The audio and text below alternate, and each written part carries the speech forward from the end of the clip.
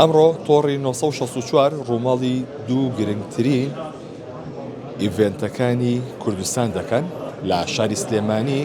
ڕووماڵی نوێمین دیداری سلێمانی لە زانکۆی ئەمریشی عێراق سلێمانی دەکات، هاوکات لە شاری هەولێریش وەک سپۆنسەری میدیایی پێشانگای نێودەوڵەتی کتێب لە شاری هەولێر ڕووماڵی ئەوێش دەکەین.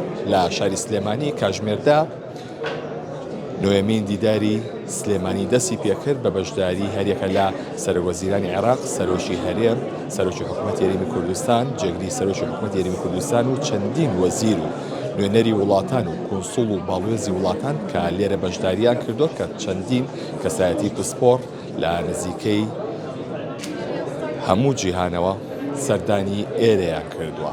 چەندین بابەت لێرە باس کراوە کە خراونەتە ژێر گفتوگۆوە کە لەوانە پرسی ئاشتی ناوچەکە پرۆسەی ژینگە لە عێراقدا، هاوکات پرسی هەڵبژاردنەکانی پەرلەمانی عێراق کە ئامایەشێک بوون لە گرنگترین ئەو تەوەرانی کە ئەمڕۆ لە نوێمین دیداری سلێمانی قسەی لەبارەوە کراوە.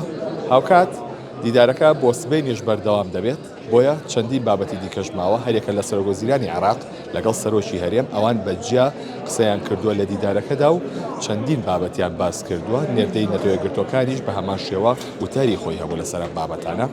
من ئێستا بچمە لای ژێوار کە لە پێشەکەی نێودەوڵەتی کتێبە لە شاری هەولێر، زانم لای ئەو چی هەیە. سڵاو لێبێ ژێوار، بۆ باسکەی لای تۆ چی هەیە کە تۆڕی 964 لەوێ سپۆنسەری میدیاییە و ئێوە چی دەکەن لەوێ؟ بەڵێ دیلان، ئەمڕۆ هەشتەمین ڕۆژی پێشانگای نێودەوڵەتی هەولێرە بۆ کتێب.